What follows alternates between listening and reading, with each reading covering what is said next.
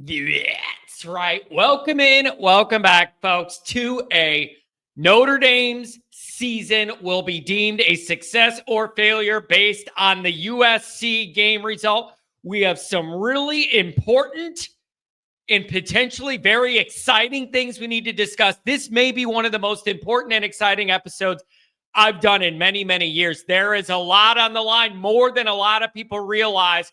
Still ahead in whatever comes in this football season for Notre Dame. Let's get into it. Edition of the Always Irish Show. As always, you can find the program on YouTube. Do it. Subscribe if you haven't yet. Appreciate it very much. Give the video a thumbs up. That helps Yanni Boy out as well. Notifications on it way you don't miss nothing. Twitter, search bar Always Irish. Rat, Always Irishing. Emails, alwaysIrishND@gmail.com. Audio only anywhere you want it. You can get it if you don't want to see my face. Nobody blames you for that. Colin Land. 312-900-8815. Dial it up. Tell Uncle Johnny all you've heard and seen. Notre Dame Fighting Irish brought to you by Sports Illustrated. Read all about it. We got articles for you. Winter, spring, summer, and fall. Read about Notre Dame football. I got something for you, all right? Every day of the year. Patreon.com/Always Irish. He the former captain. He the leading tackler. It's Mike Goolsby and myself breaking it all down. And on the offensive side, we got Jared Clark. We got two Notre Damers over here breaking down film. It's a beautiful thing. All right. This is the week you've been waiting for if you're a Notre Dame fan. This is the week you've been hoping for as a Notre Dame fan. This USC game was always going to come. It was always a matter of what was on the line for Notre Dame when we got to that point in the schedule. It is here now. And we know the dynamic and we know what's on the line and we know where this is all at and where it could be headed and what's going on. There's some big time things hanging in the balance in that operation in South Bend around college football, okay? Like historical things hanging in the balance here. Good, bad, awful, amazing, alter the future. Like there's some really important big picture stuff going on here. This is serious, big time, program altering stuff that's going on right now. Everybody needs to understand how serious this is all getting.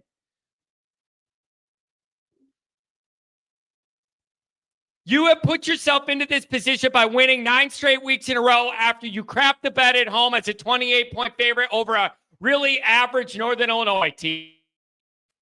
You put yourself in position. Now we got to talk about what's really on the line now that you did that and got it here. Right to where you can see the finish line. There's a lot hanging in the balance of the future of this program and the future of this young coach. This is an important situation. Notre Dame's entering the last game of the season with absolutely everything on the line. Absolutely everything on the line. What happens in this game is national news. It shapes the national landscape. Not only what happens in Notre Dame, but what happens to everybody else. Notre Dame's a part of that. It's a big, big deal and an honor to be a part of that discussion in the last game of the year. That you matter that much, that what happens in your game alters the whole landscape. This is how Notre Dame seasons should end more often, by the way. Everything's on the line. It's a beautiful thing, man. This is Notre Dame, and you're in the spotlight again. All your games are, this is big time stuff here. This is what you want. Let's look at some of the nuanced details here. I believe, listen, I see some people arguing Notre Dame maybe could make it now with 2 losses or whatever, losing to USC or whatever. I'm not messing with that. I'm not messing with that at all. You have a hosting seed in this playoff on the line against USC, your most hated rival, who, by the way, this isn't Pete Carroll and Reggie Bush and Matt Leinart and Lendell White and Dwayne Jarrett. These guys got 5 losses for a reason.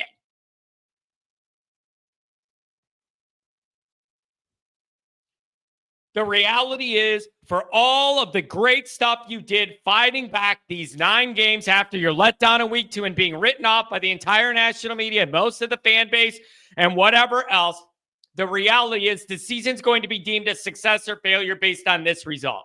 Let's be crystal clear about the scoreboard here. This is either going to go one way or the other, and there's no in between. The comeback is complete. You get a home game in South Bend with the chance to alter a lot of Notre Dame history books. You would get your opportunity to be in a great position to have a home game and finally undo that stupid statistic that Notre Dame has not won a major bowl game since January 1st of 94 off the 93 regular season. You would have a chance to continue your chase for a championship. And if I got news for you, if you're going to play this good a defense every week, Notre Dame could play with anybody in this stupid playoff. There is not one. This is not a year where there's one team head and shoulders above that everybody's scared of. Sure, there's better matchups here or there for different teams, but I've seen everybody look vulnerable this year.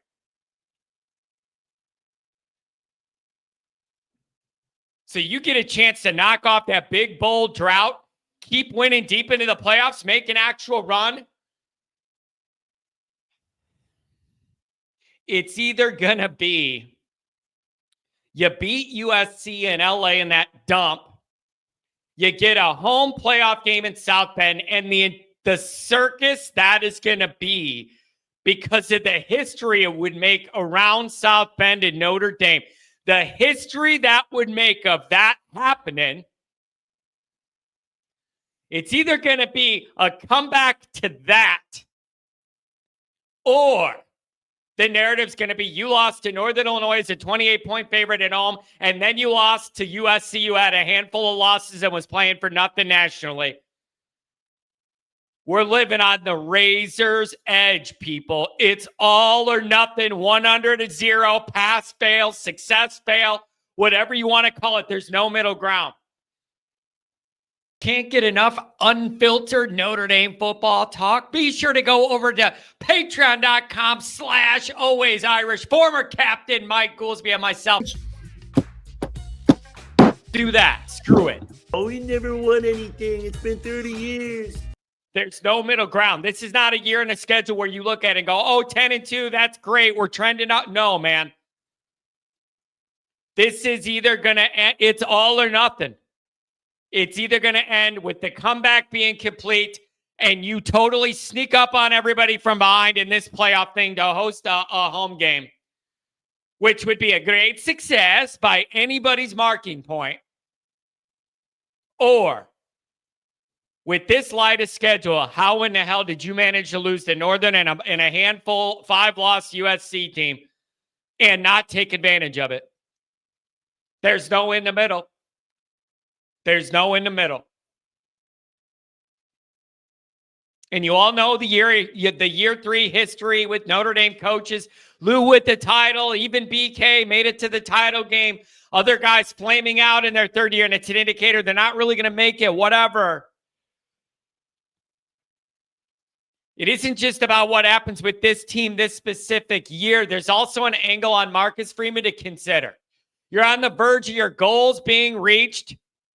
Whatever it looks like, nobody had the Northern Illinois loss in the cards this year. The goal was always to make a playoff game and ideally host one. That was always the goal. If they pull it off and beat USC, you can no longer really hold Northern against them because they would have accomplished that goal. I mean, that was always the goal. Hosting that first-round game in South Bend was the ultimate prize, right? You're on the verge of doing that. Hopefully pulling a southern warm weather team. So now you got Marcus on the verge of reaching those goals and making some of that history. Or failing with what would be 2 really, really terrible losses. That's how thin the margins are here. That's how thin the margins are. And I'm telling you, I got a feeling there's extension stuff with Marcus going on. Never hearing a word about him in the NFL, and then all of a sudden, random people are saying he's a hot commodity in the NFL. Whatever. It reeks like an agent who wants to get some leverage on Notre Dame to get his client more years or more money or whatever. There was no specifics listed. It was the most vague article of all time. I got a feeling there's some of that stuff going on. I understand that it was already being talked about last year before you crapped the bet against Clemson, and then everybody chilled out on it. So you also have an angle with Marcus Freeman here. So it isn't just about what this year's team's going to accomplish or not. Now you're starting to look at bigger picture Notre Dame stuff. Is Marcus Freeman going to get an extension beyond that 6 years to be around here a decade or whatever? Or what? A lot of people think he's getting a deal and an extension and more money and all that. If you win, you ink that deal before they leave LA. I've been seeing that out there. So you got short-term stuff and long-term stuff on the line here, and there's no in between. You're either getting this done, and the excitement level would be off the charts because you would be breaking Notre Dame football history, a home game in December. It's unheard of. I mean, you would be breaking history at a place that's known for breaking and making history. There's a lot on the line. All that playoff money's on the line. Making history with the whole playoff games on the line. What this would mean for Marcus Freeman's tenure and showing his progress. That's on the line.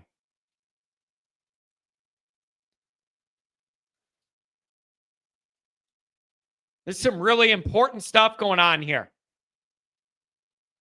This team just plays a little different. And maybe I end up figuring out the hard way that I bought in too much of 9 games against teams that were not that great.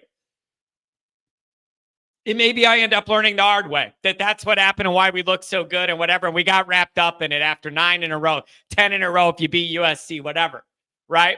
Maybe we learned that, but that's a lesson. You got to roll the dice. You got to be in it to win it to even figure it out. This team's playing different, and they have a different vibe and confidence about them right now, and they're playing with the swag they back up. Their defense is the leading personality of this team, and I got to tell you, those guys play with an attitude, man. They play with confidence. They fly around, and when they hit you to come get you. And they want to bruise and stitch you, okay? I'm telling you, these guys got some real juice to them, man. These guys hit you with a purpose, and they fly around with the passion. And it's exciting to old Johnny boy here, okay?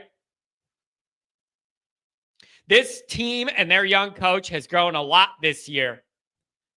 But you got to finish it off. You got to finish it off. And if you do beat USC, the way this defense plays every week, I got to ask, I mean, why can't Notre Dame make a run? Everybody in this thing's going to be flawed. This is just one of those years, or maybe with the portal, you're finally seeing this parity everybody's wanted to talk about for so many years. Notre Dame is trending up. Make a run, have some fun, now go and get it done. You got to win out in LA. It all comes down to this. It's just the most beautiful thing ever. It's your rival. It's USC. It's LA. It's all of this stuff, man. And it's just got you kind of wound up because there's so much on the line. And Notre Dame's so much of a better team than this USC team. It's just, this is why they play the games, and they're not played on paper, man. So this is a really, really important week. And if you get through this week on the successful side, you have a chance to really make and alter some important Notre Dame history here. This is big time football stuff. Big time Notre Dame changing the history books that are written about Notre Dame football type stuff is in line for you, but only if you beat USC this week. Let me know what you guys think. I'm excited.